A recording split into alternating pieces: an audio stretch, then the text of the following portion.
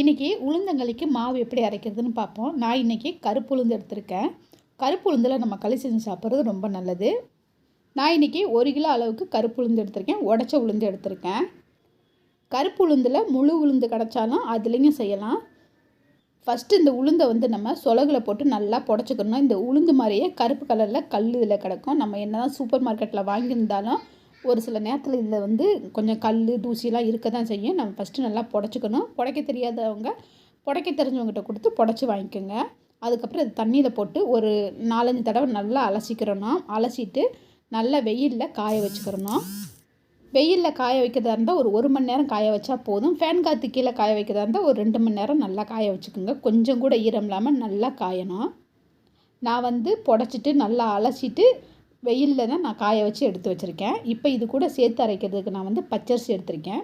1 kilo உளுந்துக்கு 1/2 kilo அளவுக்கு பச்சரிசி எடுத்திருக்கேன். இது கூட பச்சரிசி தான் சேர்க்கணும்னு இல்லை, வேறு எந்த அரிசி வேணாலும் இது கூட சேர்த்துக்கலாம். புழுங்கல் அரிசி, கருப்பு கவுனி அரிசி, மட்டை அரிசி, இப்படி எந்த அரிசி வேணாலும் இது கூட சேர்த்து அரைச்சிக்கலாம். இப்போ இந்த அரிசியும் இந்த உளுந்தையும் நம்ம வறுத்துக்கணும். வறுக்கிற பக்குவம் பார்த்திங்கன்னா ரொம்ப முக்கியம்.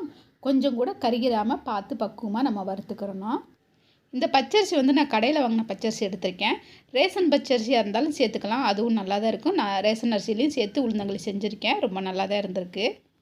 அதனால் அரிசி சேர்க்குறது நம்ம இஷ்டம். நம்மக்கிட்ட என்ன அரிசி இருக்கோ அதை சேர்த்து உளுந்தங்களி செஞ்சுக்கலாம். இப்போ நான் வறுக்கிறதுக்கு அடுப்பில் ஒரு சட்டி சூடு பண்ணியிருக்கேன். நான் ஃபஸ்ட்டு உளுந்தை வறுத்துக்க போகிறேன். கொஞ்சம் கொஞ்சமாக போட்டு வறுத்துக்கணும். மொத்தமாக 1 கிலோ உளுந்தையும் போட்டு வறுக்க முடியாது, கொஞ்சம் கொஞ்சமாக போட்டு வறுத்துக்கலாம். உளுந்து வறுபட்டதும் நல்ல வாசனை வரும். அதை வச்சு நம்ம கண்டுபிடிச்சிடலாம். அது மட்டும் இல்லை, இது உடச்ச உளுந்துக்கிறதுனால பார்க்கும்போதே தெரியும் வறுபட்டது. நல்லா செவந்து வரும். அடுப்பை நல்லா கம்மியாக வச்சு தான் வறுக்கணும். அப்போ தான் நமக்கு எல்லாமே ஒன்று போல் கருகிராமல் வறுபட்டு வரும். இப்போ பார்த்திங்கன்னா தெரியும் உளுந்து எவ்வளோ நல்லா செவந்து வந்திருக்குன்னு. இந்த மாதிரி வந்ததும் நம்ம இதை வேறு ஒரு பாத்திரத்துக்கு இதை மாற்றிடலாம். நான் சொலகு வச்சுருக்கேன், அதில் கொட்டிக்கிறேன்.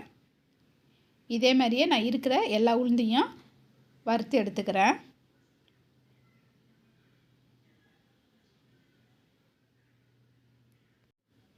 இப்போ உளுந்து எல்லாமே நான் வறுத்துட்டேன். அடுத்ததாக அரிசியை வறுத்துக்க போகிறேன். இப்போ அரிசியுமே நான் கொஞ்சம் கொஞ்சமாக தான் வறுத்துக்க போகிறேன். 1/2 கிலோ அரிசி அப்படிங்கிறதுனால 2 தடவை போட்டு வறுத்துக்க போகிறேன். இது வறுக்கிற பக்குவம் பார்த்திங்கன்னா லேசாக செவந்து வந்ததும் நம்ம எடுத்துடலாம். இப்போ பார்க்கும்போதே தெரியும் லேசாக செவந்து வந்திருக்கு. போதும், இந்த அளவுக்கு செவந்து வந்தது. இதோட ரொம்ப வறுக்கணும்னு இல்லை, ரொம்ப பொரிஞ்சு வரணும்னு இல்லை, இந்த அளவுக்கு வந்தாலே போதும். இப்போ இதையுமே நான் உளுந்தோட சேர்த்து கொட்டிக்கிறேன். இதே மாதிரி மிச்சம் இருக்கிற அரிசியும் நான் வறுத்துட்டு இது கூட சேர்த்துக்கிறேன். அவ்வளோதான். இப்போ அரிசி உளுந்து ரெண்டுத்தையுமே நல்லா வறுத்தாச்சு. இப்போ இது நல்லா ஆறணும். இந்த மாதிரி ஒரு கரண்டியை வச்சு கிண்டி விடணும். ஏன்னா ரொம்ப சூடாக இருக்கும், இது கை வைக்க முடியாது. ஃபேன் காற்று கீழே வச்சு இந்த மாதிரி கிண்டி விட்டுக்கிட்டே இருந்தோம்னா இது நல்லா ஆறிடும். இப்போ நம்ம வறுத்த உளுந்தும் அரிசியும் நல்லா ஆறிடுச்சு. கொஞ்சம் கூட சூடு இல்லை.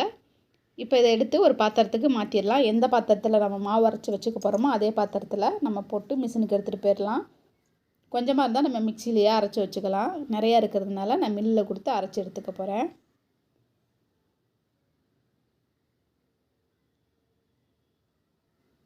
இப்போ இது கூட 8லேருந்து 10 ஏலக்காய் சேர்த்துக்கலாம். நல்லா வாசனையாக இருக்கும் ஏலக்காய் சேர்த்துக்கும் போது. இப்போ இதை அரைக்கிறதுக்கு மில்லுக்கு கொடுத்து அனுப்பிடலாம். அரைச்சி வரட்டும் மாவு எப்படி இருக்குன்னு பார்ப்போம். மாவு பார்த்திங்கன்னா அரைச்சி வந்துருச்சு. அரைச்சி வந்ததுக்கப்புறம் நான் இந்த மாவு பார்த்திங்கன்னா ஃபேன் காற்று கீழே நல்லா காய வச்சுக்கிட்டேன். காய வச்சு ஜலிச்சு எடுத்து வச்சுருக்கேன். ஜலிச்சு வச்சுக்கோங்க, அப்போ தான் நல்லா நைஸாக இருக்கும் மாவு. என்ன தான் நம்ம மில்லில் கொடுத்து அரைச்சாலும் ஒரு தடவை ஜலிச்சு எடுத்து வச்சுக்கணும். இந்த மாதிரி ரெடிமேடாக உளுந்தங்களிக்கு நம்ம மாவு அரைச்சி வீட்டில் வச்சுக்கிட்டோம் அப்படின்னா டக்குன்னு நம்ம நினச்ச நேரம் எடுத்து போட்டு கிண்டிக்கலாம். இல்லைன்னா உளுந்து அரிசிலாம் காலையில் வறுத்து அதை ஆற வச்சு அதை அரைக்க போகிற நேரத்துக்கு திடீர்னு கரண்ட்டு கட் ஆயிரும். அதுக்காண்டி நம்ம வெயிட் பண்ணணும் கரண்ட் வர வரைக்கும். இந்த மாதிரி பிரச்சனைலாம் இல்லாமல் இருக்கிறதுக்கு இந்த மாதிரி உளுந்தங்களிக்கு மாவை அரைச்சி வச்சுக்கோங்க. காலையில் வேலையும் பார்த்திங்கன்னா சட்டுன்னு முடிஞ்ச மாதிரி இருக்கும்.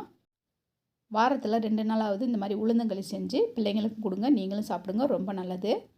வயசுக்கு வந்த பெண் குழந்தைங்க இருந்தால், இல்லை வயசுக்கு வர்ற மாதிரி குழந்தைங்க இருந்தால் பெண் பிள்ளைகளுக்கு கண்டிப்பாக இது மாதிரி செஞ்சு கொடுங்க, ரொம்ப நல்லது இது சாப்பிட்றது. அடுத்த வீடியோவில் இந்த மாவை வச்சு களி எப்படி செய்கிறதுன்னு பார்ப்போம். இந்த வீடியோ பிடிச்சிருந்ததுன்னா சப்ஸ்கிரைப் பண்ணி சப்போர்ட் பண்ணுங்கள். நன்றி.